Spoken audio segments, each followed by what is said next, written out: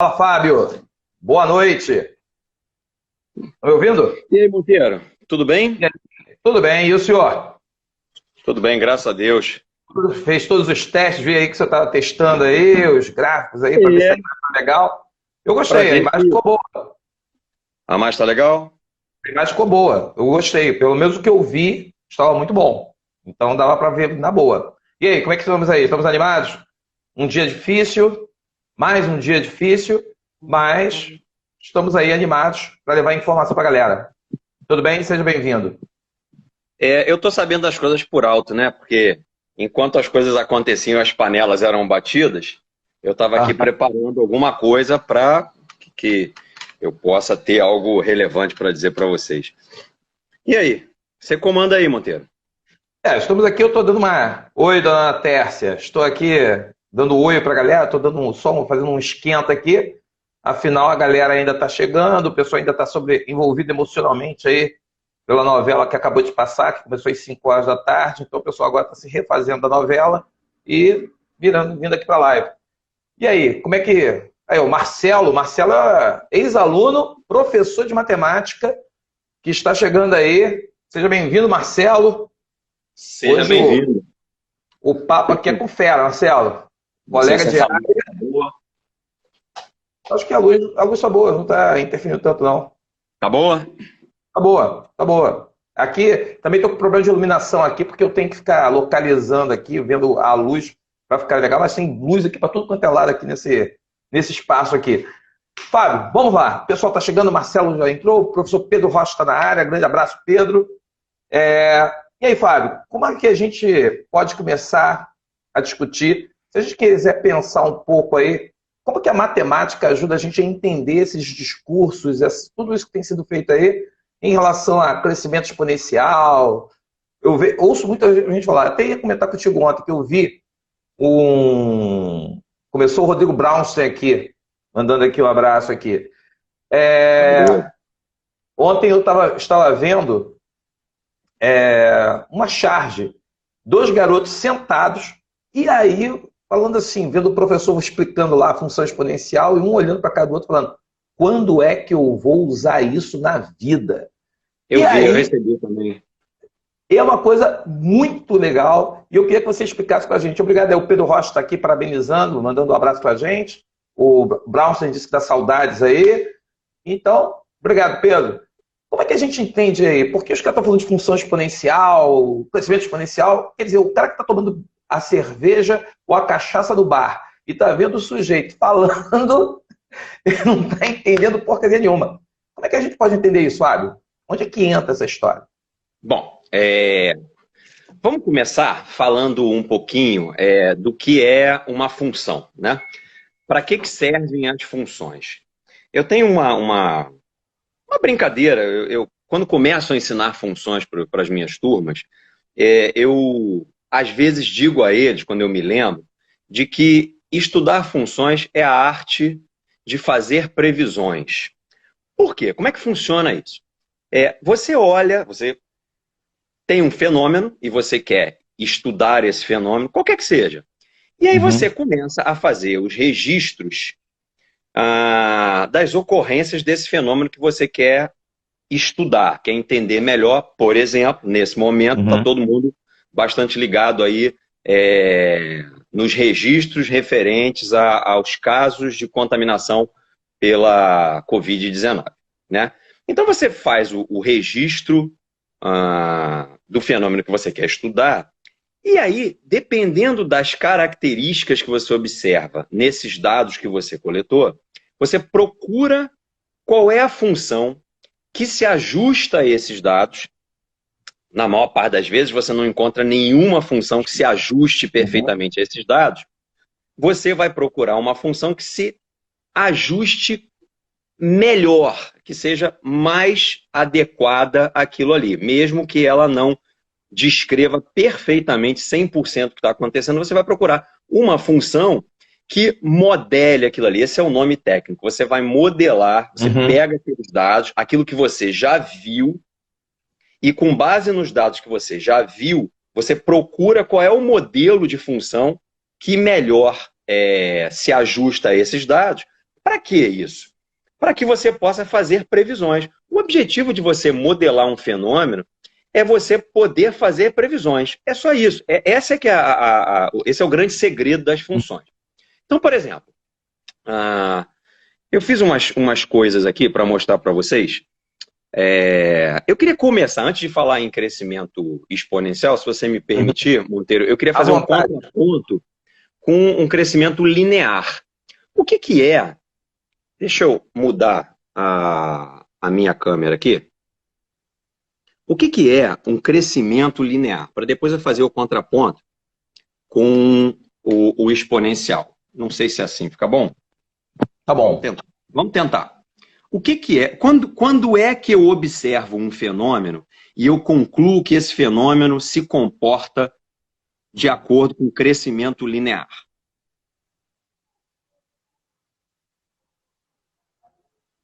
Congelou aí. Probleminhas técnicos de conexão. Afinal, estamos aí com... voltou. Tô aí? Tá, voltou. Tá, beleza. Deixa eu só ver se eu tô... Em que rede que eu tô aqui? Peraí. Talvez seja aí. Só um minuto. Pessoal, você pode chamar seu amigo, seu colega para poder participar da aula. Você pode mandar perguntas. Você pode, após a exposição do professor Fábio, tirar suas dúvidas, até para você entender isso tudo aí. Quer dizer, ele está procurando aí esclarecer para você como que você pode entender aquilo que seria um termo técnico, né? Está de volta? Então, vamos lá. Eu troquei de rede aqui, deu uma melhorada. Então, olha só, quando você olha para um fenômeno e percebe que os acréscimos são constantes, você pode modelar esse fenômeno de acordo com o crescimento. Você pode dizer que o crescimento é linear. Você vai modelar isso de acordo com uma função de primeiro grau. E aí, eu fiz uma coisa aqui, eu montei uma coisa aqui para mostrar para vocês. O que é isso aqui? Deixa eu chegar um pouquinho mais perto. Eu peguei os dados, vamos lá, eu vou passear pela tela para que você possa ver melhor. Eu peguei os dados referentes aos táxis aqui no Rio de Janeiro. Então, eu descobri que atualmente a bandeirada vale R$ 7,30. O que é a bandeirada? Quando você entra no táxi, o táxi já começa com certo valor. E a unidade taximétrica, a tarifa por quilômetro, é R$ 4,70. Isso quer dizer que cada quilômetro que você anda, você paga R$ 4,70 a mais, começando a contar já de R$ 7,30, certo? Então, o que eu fiz? Eu fiz uma tabela aqui do lado, em que eu fui mostrando assim, andou 100 metros, vai pagar tanto, R$ 7,77. Andou 200 metros, vai pagar R$ 8,24. Porque se você paga R$ 4,70 por quilômetro, você vai pagar 47 centavos a cada 100 metros. É mais ou menos esse o intervalo que o taxímetro vai registrando lá para você. E aí depois eu peguei esses pontos, esses valores aqui, e pedi para plotar num gráfico. E aí eu acho que nem precisa explicar por que o nome disso é linear. Você vê que os dados, eles vão formando uma reta, certo? Constante. Exatamente. Os acréscimos, aquilo que eu te falei, os acréscimos são constantes, ou seja, a cada 100 metros, o acréscimo no valor a ser pago é de 47 centavos. Daqui para cá aumentou 47, daqui para cá aumentou mais 47 centavos, mais 47, mais 47. Quando isso está acontecendo, Monteiro, o efeito é que você tem um desenho retilíneo, um crescimento linear. Tá, por que eu estou falando isso? Eu quero fazer justamente o contraponto com a situação em que o crescimento é exponencial. Quando é que você sabe que o crescimento de alguma coisa, de algum fenômeno é exponencial? Bom, você sabe isso, você tem clareza de que ele é exponencial quando os acréscimos percentuais são constantes. Perceba que é diferente. No outro, ia aumentando de 47 em 47 centavos. Essa já é uma situação em que ele vai aumentando, alguma coisa vai aumentando, por exemplo, de 30% em 30%. De um registro para o próximo, o aumento é de 30%. Do segundo registro para o terceiro, o aumento é de 30%. Do terceiro para o quarto registro, o aumento é de 30%. Então, quando você tem um acréscimo percentual constante, você pode dizer que você está olhando para alguma coisa que cresce exponencialmente. Tá, e o que isso tem a ver? Eu vou ficar trocando porque eu usei várias fontes aqui. E o que isso tem a ver com o que a gente está presenciando atualmente? Veja só, Existe um fator, se você se debruçar sobre alguns artigos falando sobre isso, você vai ver em quase todos eles o autor citar um tal de R0. Esse R0 é o fator de transmissibilidade. Então, digamos que um determinado comportamento, uma determinada doença, tenha um fator de transmissibilidade igual a 3. Isso significa que, em média, cada pessoa contamina outras 3. Certo? Então, o que acontece, então? Vamos imaginar um cenário em que você começa com 2 infectados apenas dentro de uma população. E aí eu fiz uma simulação aqui. Se o teu R0, que é o fator de transmissão, não esqueça que isso é um valor médio, por isso é que ele pode ser 2,2. Eu sei que ninguém pode contaminar 2 pessoas, 2, mas esse é um valor médio. Então imagine que você tenha um fator de transmissão de 2,2. Aí eu simulei o que vai acontecer se a gente começa com 2 camaradas infectados e tem um fator de transmissão de 2,2. O que vai acontecer? A evolução do número de contaminados vai ser essa aqui, ó, de 2 para 4, para 10, 21, 47. Perceba que isso cresce de uma forma muito rápida. Isso é o crescimento exponencial. Por quê? O que está acontecendo aqui, Monteiro? A cada passagem de tempo, de unidade de tempo, e essa unidade de tempo pode ser o dia, essa unidade de tempo pode ser semana, pode ser mês, enfim, a unidade de tempo a gente define.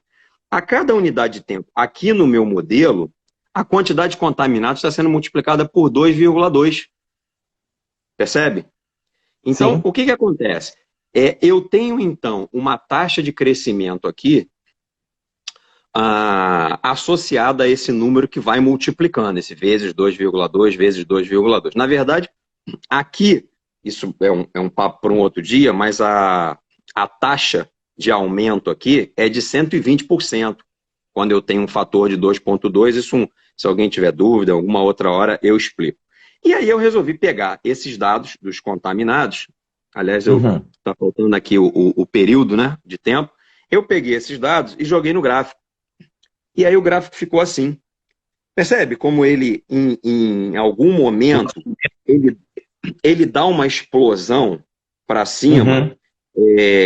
E perceba que a gente começou com 2 infectados e após 20 períodos de tempo, que eu posso pelo menos imaginar que são semanas, após 20 semanas, a gente chega no valor próximo a 14 milhões. Tá certo? Meu Deus. Por quê? Porque justamente você, na passagem de uma marcação para outra, a cada período de tempo, você vai multiplicando, nesse caso, pelo fator 2,2. Aí eu fiz isso no Excel porque eu consigo modificar e ele vai mostrar para a gente o que vai acontecer. Eu queria que você gravasse aqui, você que está nos assistindo, que lá na data 20, o valor associado é 14 milhões. Vamos imaginar que após 4 semanas, alguma coisa seja feita aqui, ó, 4 semanas, alguma coisa seja feita de modo a diminuir esse fator de transmissão de 2,2, eu vou mudar aqui para 1,5. O que é uma coisa mais ou menos alta, porque 1,5 significa aumentar 50% a cada passagem. Olha o que aconteceu. Para a mesma data 20, em vez de, eu acho que estava em 140 milhões, a gente agora está chegando um pouco abaixo de 10 milhões. Ok. Aí vamos imaginar que mais 4 semanas a gente faça alguma coisa, alguma medida restritiva, como a gente vem fazendo, e a gente consiga abaixar esse fator de transmissão. Espera aí, tem uma coisa aqui que não acompanhou. O Excel me derrubou aqui. Agora sim. Agora sim. Na data 20, feito ao vivo é assim mesmo. Na data 20, ele baixou para 30 mil. Quer dizer, de 140 milhões para 30 mil, faz uma diferença substancial. Agora, vamos imaginar que esse fator de transmissão baixou aqui de 2,2 para 1,5, porque a gente fez a quarentena. Mas imagina que depois de mais 4 semanas, lá na 8ª semana, o governo resolve fazer o lockdown. E aí, por alguma razão, por essa razão, o nosso fator de transmissão cai para 1,1. Vamos ver o que vai acontecer aqui, ó. Olha o que acontece com a nossa curva. É um resultado bem interessante, porque a tendência de crescimento era essa que eu vou mostrar aqui, ó, através do mouse, ó. Ela ia subir assim. À medida de contenção que você fez aqui, deu uma quebrada na curva e ela começa a subir com uma velocidade bem menor. Perceba agora que na mesma data 20, em vez de chegar lá no 30 mil, a gente está chegando em alguma coisa entre 700 e 800 casos, né? Então, essa é a importância de se fazer essas medidas restritivas, essas medidas de higiene, de isolamento. Exatamente. Os infectologistas trabalham assim, muito concentrados em cima desse fator que a gente denominou aqui o R0, o fator de transmissão. Por quê? Porque o objetivo das políticas públicas orientadas pelos infectologistas é fazer com que esse R0, Monteiro, fique menor do que 1. Por quê? Porque quando essas coisas, vou mostrar para você, quando o fator de transmissão, tá aqui, ó, 1,1, eu vou transformar ele em 0,9, vamos ver o que acontece. Espera aí que eu preciso transferir isso para as datas futuras. Olha o que aconteceu com o gráfico. E queda, hein? Percebe? Diferença. Pois é. Sim. Isso tem a explicação matemática, é a seguinte. Quando você multiplica alguma coisa por 1, você não altera o resultado. Quando você multiplica alguma coisa por um número maior do que 1, o resultado fica maior, o número cresce. Mas quando você multiplica alguma coisa positiva, naturalmente, por um número menor do que 1, ele começa a diminuir.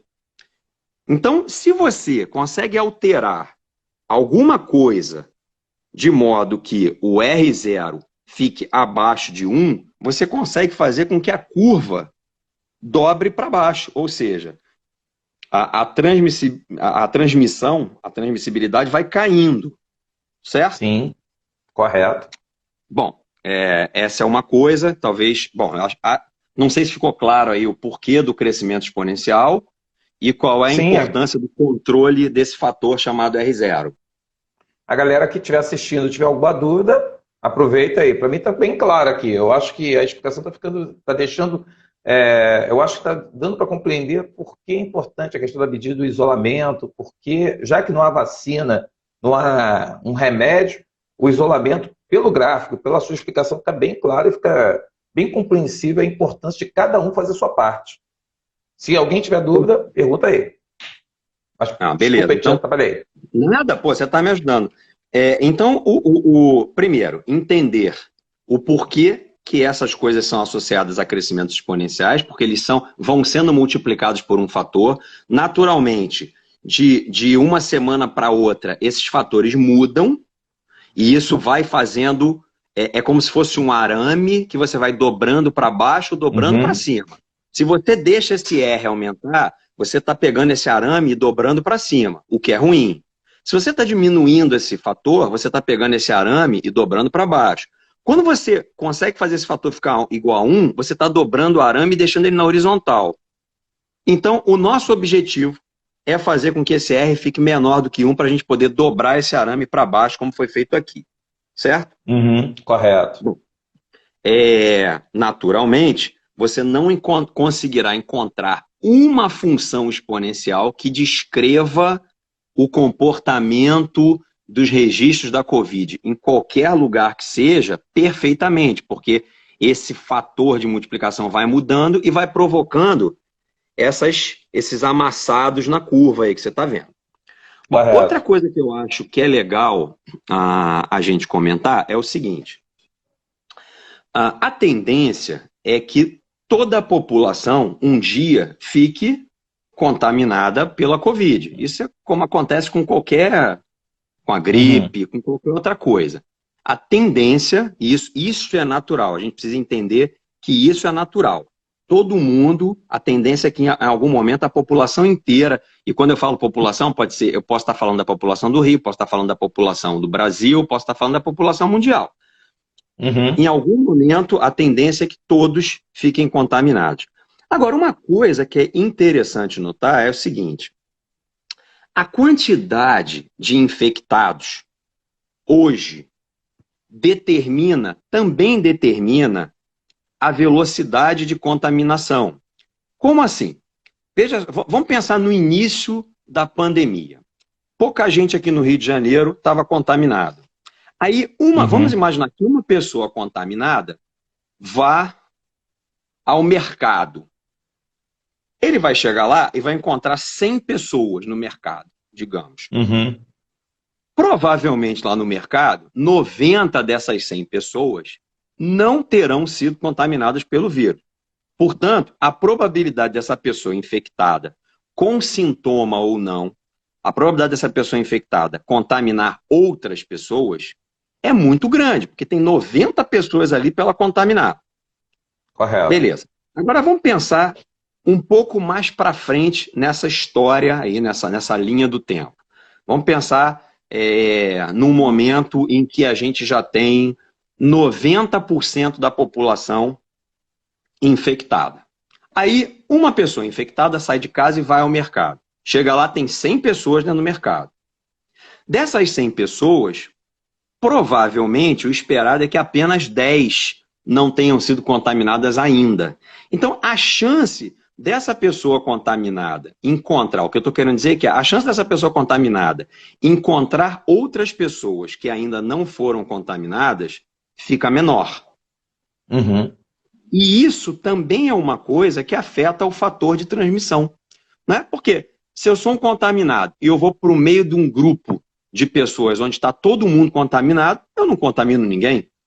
Então, a quantidade de contaminados, a quantidade atual de contaminados também determina a velocidade de contaminação. Certo? Então, quando a gente estiver lá no final dessa história da pandemia, quando a maior parte da população, 95% das pessoas já estiverem contaminadas, a chance de um contaminado encontrar com um não contaminado é muito baixa. Então, a velocidade de transmissão também cai. Então, por que eu estou falando isso? Porque, na verdade, essa curva, esse comportamento exponencial que aparece todo dia no jornal, na televisão, enfim, isso tende a ficar dessa forma aqui, Monteiro. Isso se chama... Um pouco e ficar, né? Aqui faltou eu consertar o nomezinho. Isso aqui se chama curva... Vou consertar ao vivo aqui. Curva logística. Então, eu criei aqui um modelo logístico com os mesmos valores que eu tinha feito na planilha anterior, ó, começando com 2 infectados, um fator de transmissão de 2,2. Olha o que aconteceu. Botei uma população de 14 mil, uma cidade pequena aí, a população de 14 mil, perceba o que vai acontecer. No início, o comportamento, o registro dos contaminados vai se comportando, até aqui, ó, tá vendo? Vai se comportando, ó, eu estou mostrando aqui com o mouse. Esse comportamento, mais ou menos até aqui, é exatamente o que estava descrito naquele modelo em que eu fiz uma curva exponencial, tá vendo? Ele sobe toda a vida. Só que ele não pode subir toda a vida. Ele não pode subir toda a vida. Tem uma hora que você contamina todo mundo. Ele para. Então, um comportamento verdadeiro, pode me interromper quando quiser, tá? O comportamento verdadeiro é esse aqui. Então, perceba que ele começa se comportando como uma curva exponencial e no meio do caminho, a quantidade de infectados já começa a ser alta o suficiente para frear essa contaminação. E aí percebe que a curva começa a estabilizar e a encostar em que patamar? Vamos ver. Em que patamar? 14 mil. Exatamente a minha população. Então percebe? Isso é o que vai acontecer em algum momento. Tá certo?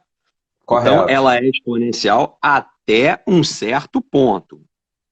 Bom, estou falando o quê? Há 25 minutos, não é isso? Aqui o Enzo tinha aqui falado que tinha ficado claro. O Enzo Caravello tinha deixado um abraço aqui, tinha falado que tinha explicado, entendido a explicação e agradeceu a explicação. E a Larissa, que está estudando medicina, estava aqui preocupada falando sobre o mau uso da máscara aqui, falando que isso daí é uma coisa. Eu vejo gente com máscara no queixo, na cabeça, mas a máscara sendo usada corretamente é muito. Aqui na Tijuca, pelo menos, eu vejo muita gente cometendo esse equívoco. E com certeza essa curva aqui na Tijuca está uma curva bem interessante, porque o negócio está esquisito. Mas continua aí. Valentim Vamos lá. entrando aí na área. Vamos lá. Bom, eu tinha feito muito mais coisas aqui para mostrar para vocês, mas eu acho que eu acabo sempre pesando a mão. Eu fiz aqui, eu peguei aqui dois registros de. Você tá vendo duas simulações, na verdade. O que vocês estão vendo aí são duas curvas logísticas. Uma com fator de transmissão a 30, outro com, se eu não me engano, fator de transmissão a 40. Qual é a diferença? Que uma sobe mais rápido, certo? Uma sobe mais rápido e a outra sobe de forma mais suave. Mas as duas vão parar no mesmo lugar. Tá vendo lá? Ou seja, em ambos os casos, a tendência é que toda a população seja contaminada. Isso aqui, essa coisa maluca que está aqui do lado, significa 8 vezes 10 a quarta. Isso é 80 mil aqui, tá? Então, você vê que ele sai do zero e as duas curvas vão se encontrar no mesmo lugar. A diferença é que a curva vermelha, que tem uma taxa de transmissão menor, ela vai crescendo de forma mais suave. Mais lenta. Mais lenta. Uma coisa que eu acho que a gente comentou antes da gente estar aqui ao vivo, e que você acha que é importante chamar a atenção, que algumas pessoas têm dificuldade de fazer a leitura de gráficos. Então, assim, é importante você notar que quando a gente faz esse tipo de gráfico aqui, ou a curva logística, ou a curva exponencial, o que está sendo registrado aqui no eixo vertical, no eixo do Y, é a quantidade acumulada de pessoas contaminadas. Certo? Isso fica bastante claro quando eu olho para a curva logística, porque tem uma hora que ele chega lá na população total. Então, o que está sendo registrado aqui é o acumulado. Então, vamos voltar lá para o PowerPoint. Então, eu estou mostrando aqui para você duas curvas. No eixo vertical, a gente está registrando o acumulado.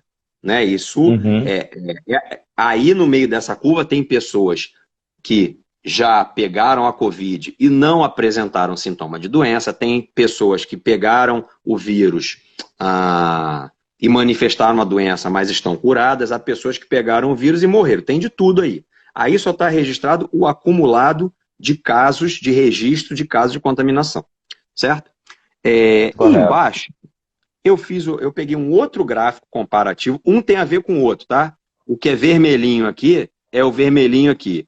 O que é o azulzinho aqui é o azulzinho aqui. Mas qual é a diferença desse gráfico para o outro? A diferença é que aqui, do lado esquerdo, eu não estou registrando os casos acumulados. Aqui, eu estou registrando o número de pessoas que estão doentes ao mesmo tempo, num determinado momento. Então, veja que o gráfico aqui está dizendo para mim que com 20 dias de pandemia, nesse lugar aí que eu não sei onde é, com 20 dias, o número... Cadê meu mouse? Com 20 dias, o número de infectados, de doentes, perdão, tá aqui, ó, é baixo. Mas com 30 dias, o número de doentes é muito alto. Tá vendo? Agora, vamos comparar com a curva vermelha. Olha aqui, ó. Com 20 dias de pandemia registrada nesse lugar, o número de doentes é bem abaixo do que está registrado aqui no azul. E quando eu chego lá no 30º dia, o número de doentes é muito, mas muito abaixo do que está registrado lá na curva azul. E qual é a correlação que existe, a associação que existe entre esse gráfico e esse gráfico? Justamente a suavidade com que essa curva vermelha, a maior suavidade da curva vermelha, quando comparada com a curva azul, é o que dá essa diferença aqui, ó. Correto. Ele sobe de maneira mais suave. Então, qual é a importância que isso tem para os sistemas de saúde. Eu fiz até um comparativo aqui dos dois. Ó. Eu tentei colocar mais ou menos um embaixo do outro, né, para a gente comparar. Você vê que na curva que sobe com uma taxa de transmissão mais alta, ela sobe mais violentamente, ela é menos suave, o que faz com que o número de doentes numa determinada data seja muito alto aqui, ó, entre 25 e 35 dias. E qual é a importância que isso tem para os sistemas de saúde? Isso. São várias fontes. Tem aqui uma colocação do Valentim, que também é professor de matemática, e ele está colocando assim, dando a nossa capacidade de atendimento, a vermelha proporciona uma melhor chance de recuperação, correto? É o que você vai falar agora, né? Basicamente, a pergunta dele. Eu consegui achar nesse site aí de um jornal de Portugal uma animação bem bacaninha, que é como se fossem aquelas duas curvas que eu te mostrei lá. E qual é a diferença para o sistema de saúde? Todo mundo vai ficar contaminado. Mas o que é importante, e a insistência nessa coisa do achatamento da curva, é justamente que essa linha pontilhada mostra a capacidade, se não me engano aqui é de Portugal, a capacidade do sistema de saúde português de atender. É aquilo que você escuta no jornal. A cidade de Manaus já está com 98% dos seus leitos ocupados. Então, isso aqui, essa linha pontilhada, representa lá os 100% dos leitos destinados ao tratamento das pessoas que estão com os sintomas graves da Covid, né? Se você tiver uma curva como essa azul, o que vai acontecer é que chega um momento em que você tem muito mais gente precisando do hospital do que o hospital pode receber, né? Então, é por isso que, agora vamos juntar todas essas coisas que eu falei. As medidas de isolamento, elas vão trabalhar no sentido de diminuir o R0. A diminuição do R0, que é o fator de transmissão, vai fazer com que aquela curva exponencial suba de maneira mais lenta. Como aquela curva exponencial, na verdade, é só a primeira parte da curva logística, a curva logística vai subir de maneira mais suave. Cadê? Vamos voltar na curva logística aqui. Vai subir de forma mais suave. Essa subida de forma mais suave vai fazer com que o número de doentes pontualmente aqui, numa certa data, fique mais baixo. E isso vai fazer com que o sistema de saúde consiga receber, dar conta de todas as demandas, de toda a demanda apresentada por esses doentes.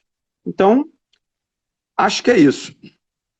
A Ana está perguntando aqui, até que ponto a não testagem em massa afeta esses gráficos? Até que ponto a não testagem em massa? Bom, o que ela faz, vamos pensar aqui. Olha só. Está aqui a curva exponencial. Essa curva exponencial, ela está registrando, ela está mostrando os casos registrados. Aí você está me levantando a seguinte questão. Bom, se eu testo menos, eu registro menos. Então, o que pode acontecer quando eu testo pouco é que eu tenha um subregistro com relação ao real. Ou seja, aqui, ó, quando eu tenho na data 18 ali, 2.900.000, pode ser que o valor verdadeiro seja 4 milhões. A única diferença é que essa curva ela vai ficar um pouco mais para cima. Mas todo o restante que eu falei continua valendo. O que vai mudar é que você vai ter mais casos registrados. Então, a subnotificação faz com que a gente acabe tendo uma curva em cima dos registros que, na verdade, ela está abaixo da curva que deveria ser a real. Talvez fosse uma curva subindo por aqui. Por quê? Porque se eu tenho mais registros, isso vai fazer com que o meu cálculo da taxa de transmissão seja recalculada e provavelmente fique maior. Né? Então, imagine que eu estou trabalhando com uma taxa de transmissão da ordem de 3, né? Porque os meus testes são poucos. Mas se eu estivesse Uhum. fazendo muito mais testes, eu descobriria que minha taxa de transmissão é 5 ou 6. Isso vai fazer com que essa curva suba um pouco mais Uhum. rápido. Mas o Correto. restante toda a historinha que eu contei para vocês aqui continua igual. Uhum. Temos mais Correto. perguntas aí? Por enquanto, não. Eu até, quando você puder fazer aquela ponte que você falou antes do estudo de log, que eu achei muito interessante Ah, aquela explicação que sim, você me sim, deu, sim, sim, sim. que eu acho É, muito isso é bem oportuna legal. aí. A Ana Tá, agradeceu aqui. nada. Vou trocar aqui, vou aparecer um pouquinho para vocês. Bom, no início desse papo todo, eu disse a vocês que as funções são utilizadas para prever o futuro. Ok. A partir do momento que eu consigo modelar um fenômeno, e esse fenômeno aí está sendo modelado por uma função exponencial, quando eu encontro então o R0, aí eu tenho lá uma capacidade muito alta de modelar o que está acontecendo. O próximo passo, quando a gente consegue modelar, ou seja, a gente consegue associar o que está acontecendo a uma função, o próximo passo é fazer a previsão. Então, se eu tenho um modelo que descreve a quantidade de contaminados no tempo, a minha próxima pergunta é: quanto tempo vai levar para atingir tantos milhões? Né? Ou Uhum. seja, agora eu estou fazendo uma pergunta que funciona ao contrário do que a função faz. Porque normalmente, como é que é a função? Você joga o tempo dentro dessa função e ela vai calcular para você quantos contaminados eu espero ter lá naquela data futura. Só que a Uhum. pergunta que a gente realmente precisa fazer é: quanto tempo eu vou levar para atingir aquele número de infectados? E aí eu estou usando a função ao contrário. Toda vez que eu faço esse tipo de pergunta, eu estou usando a função ao contrário. Ou seja, eu não sei se eu estou sendo claro o suficiente, mas uma função, ela funciona com um valor de entrada, um input e um valor de saída, um output. Né? Então, nesse nosso caso aqui, o input é o tempo. Eu jogo o tempo e a saída, Uhum. o que sai da minha função é o número de infectados. Quantos infectados eu vou ter daqui a 2 meses? Tantos. Beleza. Agora, a pergunta que me interessa é justamente a contrária. Quanto tempo eu preciso esperar para atingir tantos Uhum. infectados? Toda vez que eu uso a função ao contrário, isso é uma dica boa para quem vai fazer prova do Enem, para quem vai fazer vestibular. Toda vez que eu uso a função ao contrário, isso vira uma equação. Então, eu não sei se todo mundo já percebeu isso, mas uma equação, aquela equação que você resolve, a equação do primeiro grau, a equação do segundo grau, a equação exponencial, a equação nada mais é do que uma função que você usou ao contrário. Quando você usa a função ao contrário, ela vira uma equação. E aí você precisa resolver essa equação. Aí, cada tipo de equação tem um método de solução. Quando você se depara, por exemplo, com uma equação do segundo grau, em geral, o que a gente usa lá é a tal da fórmula de Bhaskara, que é o método para resolver equações do segundo grau. Só que nesse caso eu estou tratando de uma função exponencial. Se eu usar essa função exponencial ao contrário, eu vou cair numa equação. Só que essa equação vai ser uma equação exponencial. E aí, qual é a ferramenta que resolve equações exponenciais? Já não é mais a fórmula de Bhaskara. A fórmula de Bhaskara resolve equações do segundo grau. Mas para resolver equações exponenciais, a ferramenta é o logaritmo. Por isso o logaritmo é importante. E eu acho importante essa discussão, porque, pelo menos até hoje, na minha experiência em sala de aula, eu tenho visto a maior parte dos alunos estudam logaritmo, a maior parte Uhum. estuda logaritmo, desculpa, professor, a maior parte Uhum. estuda logaritmo e não sabe para que isso serve. Então, tá aqui, ó. Você pode até continuar não sabendo fazer conta com logaritmo, mas agora eu gostaria que você soubesse para que serve. Para que serve o logaritmo? O logaritmo serve para resolver equação exponencial. E por que eu tenho que resolver equação exponencial? Porque muitas coisas são modeladas de acordo com uma função exponencial. Não é só transmissão de infecção ou de doença. Quando você bota um dinheiro no banco, o seu dinheiro rende de acordo com uma função exponencial. Quando você pega dinheiro emprestado e faz um financiamento, a sua dívida cresce de acordo com uma função exponencial. Quando, em certas condições, a população de uma cidade cresce de acordo com uma função exponencial. Então, há muitas coisas na natureza que são modeladas por uma função exponencial. Então, é mais comum na vida real eu me deparar com uma função exponencial do que com uma função quadrática. Portanto, será mais comum na vida real eu precisar resolver uma equação exponencial do que uma equação de segundo grau. Então, o log está para a equação exponencial, assim como a fórmula de Bhaskara está para a equação do segundo grau. Então, é isso. Para isso é que serve o log. Pô, bacana. Tem uma galera aqui se manifestando, né? O José Valentim, ele colocou aqui 2 grandes professores com... Um foi meu professor há 15 anos, meu pai de consideração, no caso ele está falando de mim. O outro é o atual chefe. Observação, demorei a reconhecer a voz do Fábio. O Valentim, meu aluno lá no pré-militar. E aqui tem o Matheus Lopes que está dizendo, né, que quando caía log na prova, ela já começava valendo 9. Então, é engraçado que log, pô, eu particularmente estudei log, cara, eu não entendia nada. E assim, nem sei o que é aquilo. E aí, assim, quando você falar, pô, você vai pegar dinheiro emprestado, você tá pegando, você, no caso, tem que pagar alguma conta, você pode aplicar isso. Quando você enxerga o mundo real, fica, eu acho, mais compreensível, mais palpável para o aluno, né? E acho aí, que Monteiro, falta essa distância, né? Pode até ser, na verdade, assim, pode até ser, a maioria de nós não vai usar o log, né? Mas eu acho que, no mínimo, é interessante você entender para que serve. Você vai fazer um empréstimo no banco, é claro que você não vai usar o log, né? Você pergunta ao gerente quanto é que você vai dever lá na frente, ele vai te mandar uma planilha e coisa e tal. Mas saber que essas coisas são... onde essas coisas são utilizadas, pelo menos eu acho um grande barato, mesmo que eu não saiba ou não vá utilizar, né?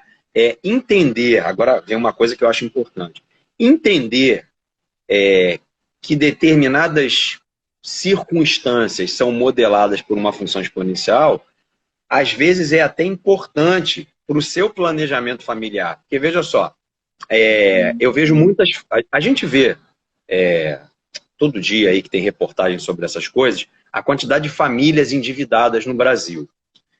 Boa parte desses endividamentos são em função do cartão de crédito. A pessoa compra no cartão de crédito, quando vem a fatura, imagina que a fatura venha lá de R$2.000, a pessoa não tem fôlego para pagar os R$2.000, ela paga aquele mínimo. Isso agora mudou, houve uma regra no governo Temer, se eu não me engano, que mudou isso para melhor, a meu ver. Né? Mas antes era assim, eu não tinha fôlego, pagava só o mínimo. Qual é o mínimo? O mínimo é R$500. Eu acabo de deixar lá para a operadora do cartão de crédito uma dívida de R$1.500, que mesmo que eu não faça novas compras, essa dívida de R$1.500, de um mês para o outro, crescerá exponencialmente. E aí você já viu no gráfico aí, ó, a sua dívida vai crescendo mais ou menos do mesmo jeito que os casos da Covid estão crescendo aí no gráfico. Crescimento exponencial é crescimento exponencial. Né? Então, talvez seja importante saber isso para tomar a decisão se você vai realmente pagar o mínimo ou se você vai arrumar um jeito de pagar a conta inteira para não ficar com esse débito lá. Porque ou aquele rombo, né? Isso vai chegar num patamar e que fica impagável para as famílias. Né? Então, entender isso talvez ajude, né, a ter certos cuidados na hora de fazer o planejamento financeiro. A Ana está fazendo uma pergunta aqui. Dá para fazer cálculos estatísticos com a subnotificação? Dá. Acredito que sim. Acredito que sim, mas porque os modelos estatísticos, não sei se você já viu, já percebeu, deve ter visto, em eleições aparece lá a pontuação dos candidatos e aí o apresentador sempre fala com erro de tantos pontos para mais ou para menos. Né? Os modelos estatísticos de previsão, eles permitem, inclusive, né, nos permitem saber qual é a nossa chance de errar aquele cálculo que a gente está fazendo. Então, eu nunca sentei para estudar ou para fazer ou para ler sobre isso aplicado especificamente aos registros, às subnotificações, etc. e tal, como você perguntou. Mas eu acredito que sim, acredito que sim. Ontem a gente estava conversando, né, e você falou para mim sobre aquela questão da porcentagem. Que eu acho muito interessante, porque até falei sobre a fala do ministro, que ele estava falando que a performance da doença aqui no Brasil é mais baixa que a Alemanha, que não sei o quê e tudo baixo. Só que aqui no Brasil a gente faz 296 testes por milhão. Lá na Alemanha são 15 mil testes por milhão. E aí a gente... E aí você falou aquela história dos 2% e 10%, que um gasta 2% com vinho e o outro gasta 10% com vinho. Eu estava brincando com o Monteiro da seguinte forma, olha só, eu gasto, vamos imaginar que eu gaste 2% do meu salário com vinho, e o professor Monteiro gaste 10% do salário dele com vinho. Quem gasta mais dinheiro com vinho? Pergunta Resposta, né? Não sei. Resposta, não sei. Porque a gente não ganha a mesma coisa. Então, assim, eu não sei se 2 mil do meu salário é mais ou menos do que 10 mil, perdão, 2% do meu salário, se é mais ou menos do que 10% do salário do Monteiro. Então, porcentagens aplicadas sobre valores distintos não podem ser comparados, né? Se você não sabe que valores são esses. E aí, teve um outro exemplo meio tosco que eu falei para o Monteiro, assim, veja só, as porcentagens, elas são um bom instrumento de medida. Mas a gente precisa, como tudo na vida, e como as ferramentas matemáticas também, a gente precisa entender que as ferramentas matemáticas, elas têm limitação. Né? E entender, conhecer a limitação dessas ferramentas, também é uma coisa sábia. O exemplo tosco que eu dei para o Monteiro foi há muitos anos, uns 20 anos, eu estava vendo um jogo de voleibol, estava lá no quarto set, e aí finalmente entrou um cara que estava no banco que não tinha jogado ainda, né? E nesse jogo lá, os caras estavam mostrando, cada vez que o jogador pontuava, aparecia embaixo o nome dele e a porcentagem de acertos. Bom, esse cara entrou, esticaram a bola na ponta da rede, ele bateu, botou no chão, marcou o ponto e saiu. Aí apareceu o nome dele lá, aproveitamento, 100%. Falei, pô, peraí. Né? Ok, 100% certo, tá certo, mas eu preciso não tá entender... Mentindo. Eu preciso, não tá mentindo, mas eu preciso entender que esse 100% não é significativo. Isso é parecido com aquela história de antigamente, bem antigamente, nós que somos bem mais velhos, a gente viu isso. Existia troféu para goleiro menos vazado, né? E aí, campeonato, as peladas que a gente jogava lá, tinha medalha para o goleiro menos vazado. Aí, olha só o problema, né? Tem aquele cara lá que é o goleiro reserva, que é o goleiro menos vazado do campeonato, o Zezinho. Quantos gols ele levou? Nenhum. Tá, ele jogou quantos minutos? Nenhum. O cara nunca entrou em campo, não vai levar gol, né? Então, assim, a gente precisa entender a limitação dessas coisas. Existe um outro exemplo legal sobre a limitação da ferramenta matemática que está associado àqueles probleminhas de regra de 3, certamente você já viu, que diz assim, 6 trabalhadores constroem um muro em 48 horas. 48 horas. 6 trabalhadores em... Vamos botar 10. 10 trabalhadores em 48 horas. Aí eu penso assim, bom, se eu dobrar o número de trabalhadores de 10 para 20, vai cair para 24 horas. Beleza. De 10 para 20, 24 horas. Bom, então se eu botar, em vez de 20, botar 40, dobrando, vai cair de 24 para 12 horas. Bom, 40 caras fazendo um muro em 12 horas. Se eu botar 80 trabalhadores, eles vão fazer um muro em 6 horas. E aí, se eu for aumentando e botar 1 milhão de trabalhadores, a minha conta, o modelo matemático, diz para mim que o muro vai ficar pronto em 10 segundos. Né? Mas ninguém faz um muro em 10 segundos. 10 segundos. Esse comportamento inversamente proporcional que eu propus aqui e que a gente propõe quando você tem problema lá de regra de 3, ele tem um limite. Chega uma hora em que ele não funciona mais. Você viu isso hoje aqui. A modelagem do acumulado de registros da Covid segue um modelo exponencial até um certo ponto. Depois não segue mais. O modelo tem limitações. E é importante que a gente entenda quais são as limitações dos modelos, para que a gente não caia nesses erros comuns, né? De, pô, aqui eu só tenho 5% de infectado, lá eu tenho tanto. Bom, tudo bem, mas qual é a base de dados? População, né? Qual é a população do local? Eu não sei qual é a população, né? 5%, Manaus. 5% de mortos no Brasil talvez seja pior do que 20% de mortos na Islândia. Sim. A população da Islândia é muito menor, né? E aí não dá para comparar essas porcentagens. Isso também é uma coisa que a gente precisa tomar cuidado. Mas é um argumento que muitos deles utilizam, né, para poder convencer, porque a pessoa não tem uma noção do que... porque só 5% está mostrando que houve uma infecção. Mas 5% de quanto? E aí que está uma questão que eu acho que é muito perigosa, porque as pessoas não param para discutir isso. Eu falo que as últimas eleições, já que você falou de eleição, uma coisa que me chamou muita atenção, e eu até comentei contigo isso ontem, que, por exemplo, estava dizendo que a disputa para o governo do estado do Rio de Janeiro era entre dois candidatos que tinham tudo para levar ao segundo turno. E em nenhum momento apareceu o nome do que ganhou, o WW. Ele não aparecia. E aí o cara chega surpreendentemente, ele foi para o segundo turno e ganhou. E aí você para e pensa assim, peraí, eu tenho um instituto de estatística que o sujeito, ele colocou que 70% dos cariocas estavam apoiando fulano de tal, e de repente 70% desapareceu, evaporou, porque veio um cara que nem aparecia lá da tabela e o cara ganhou de todo mundo.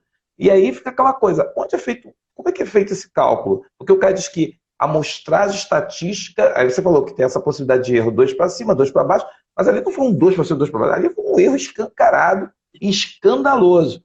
E muitos políticos utilizam isso como argumento para poder justificar suas políticas, investimentos e outras coisas mais. Os números... No caso dos levantamentos, bom, várias coisas podem acontecer. Em geral, os institutos de pesquisa são cuidadosos, existem técnicas para a escolha da amostra, técnicas de amostragem, porque o objetivo é fazer com que a amostra seja homogênea, né? Porque se eu entrar no Maracanã lotado, né? Imagina lá um jogo, sei lá, Flamengo e América. Aí eu entro na torcida do América, faço uma pesquisa com, sei lá, 200 torcedores e pergunto qual é seu time, qual é seu time, qual é seu time. Eu vou chegar à conclusão de que 100% é América, e aí eu vou sair por aí dizendo que no Rio de Janeiro só tem torcedor do América. Então, assim, a amostragem precisa ser homogênea com relação à população. Os institutos de pesquisa têm técnicas muito avançadas para fazer isso. Então, isso pode acontecer? Pode acontecer. Eu acho muito pouco provável que isso aconteça, mas pode acontecer. Nesse caso que você citou aí do WW, pode ter acontecido? Pode. Mas é muito pouco provável, a meu ver. Também pode acontecer o seguinte, não sei se vocês sabem, os nicaragüenses tinham, não sei se ainda tem, a fama de falarem uma coisa e fazerem a outra. Então era muito curioso, porque qualquer pesquisa, isso é de verdade, qualquer pesquisa eleitoral na Nicarágua, acontecia a mesma coisa que aconteceu aqui. Porque você entrevistava o nicaragüense lá e falava, não, eu vou votar no Monteiro. Aí chegava lá e votava no Fábio.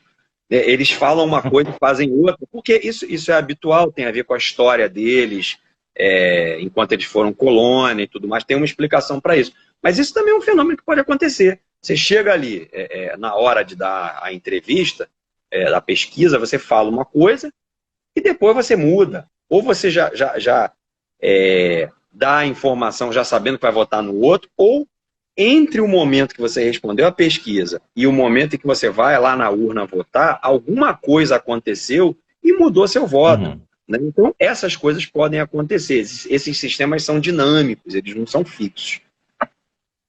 Beleza? Fábio, beleza. Eu estou aqui muito feliz por você ter aceitado o convite, de você ter tirado um tempo aí. Eu sei que você se dedica pra caramba. Quando a gente vai dar uma aula, você pega, faz todo um preparo aí, um arranjo, a sua preocupação, mas eu acho que foi tranquilo o bate-papo aqui. Como eu te falei, o bate-papo é tranquilo. Se está rolando, a gente está falando do que você entende, você está na sua área, ninguém está te chamando aqui para falar de, sei lá, biologia, é de matemática, tranquilo, você domina. Mas, pô, a sua aula foi uma aula muito boa, eu sabia que ia ser muito boa. Eu agradeço muito a sua atenção, à amizade, ao companheirismo e principalmente para esse momento, esse momento histórico. Eu acho que a gente está vivendo um momento histórico muito preocupante em que a informação de qualidade ela precisa chegar às pessoas. A gente precisa democratizar, dar o acesso à informação de qualidade. Uma aula como essa era uma aula que muita gente que está assistindo para entender o que é uma leitura de gráficos, entender a questão de porcentagem, ter uma leitura mais crítica sobre a sociedade, sobre aquilo que está sendo apresentado para ele. E quando o cara der um número para ele, 30% dos brasileiros apoiam, não sei o quê, outros são a favor. 30% de quantos? De que área? Porque o cara do Nordeste não vai pensar o mesmo que o Sudeste. Então, assim, ser um pouco mais crítico. E hoje eu acho que você deu essa oportunidade. Queria agradecer muito e queria que você fizesse suas considerações finais aí, porque o nosso tempo está acabando. É verdade. Bom, a minha sugestão é que a gente... duas coisas, né? É que a gente nunca aceite informações de uma única fonte. Eu acho que é importante você cruzar informações de fontes diferentes, sobretudo de fontes com tendências, com vieses diferentes, né? Para que você possa tirar a sua própria conclusão. Então, isso é uma coisa importante, né? Ter esse olhar crítico com relação à informação que está vindo para você. A segunda coisa, eu esqueci. Eu ia falar mais uma coisa, tinha duas coisas Daqui a pouco para vem. dizer para você. Não, beleza. Vou fechar agradecendo aí, Monteiro, a oportunidade, o convite. Fiquei muito honrado com isso. Tentei fazer o melhor aí, espero que o público tenha gostado. E te agradecer pela oportunidade, porque eu sei que você é um sujeito que você conhece pelo menos mais uns 40 professores de matemática que poderiam ter vindo aqui e ter dado essa aula com a mesma qualidade ou até melhor, mas você privilegiou o amigo aqui. Então, sou muito grato. Não, estamos aí, estamos juntos. E, pô, eu que agradeço por essa aula, por essa oportunidade de ouvir, de mostrar para a galera que a informação está em todo lugar. Busque, como você falou, busque várias fontes e que vocês aproveitem isso aí. Muito obrigado, Fábio. Semana que vem nós temos quarta-feira a entrevista, a live com a dona Elaine. Elaine Antunes estará aqui conosco, batendo um papo sobre manchetes de jornais, argumentação. Aí ela que vai estar aí sentada, conversando. Eu lembrei a segunda coisa que você falou de manchete, é saber a quem interessa alguma decisão, qual é o propósito, a quem interessa esta informação. Né? Essa era a segunda coisa que eu ia falar, a segunda dica. Quem é o interessado pela divulgação dessa informação? Com certeza. Isso daí é importante sempre. Muito obrigado, Fábio. Valeu. Muito obrigado mesmo. E que a gente encontre aí no Catete para tomar um vinho e bater um papo aí. Um abraço. Tudo de bom. Até a próxima. Tchau, galera. Valeu.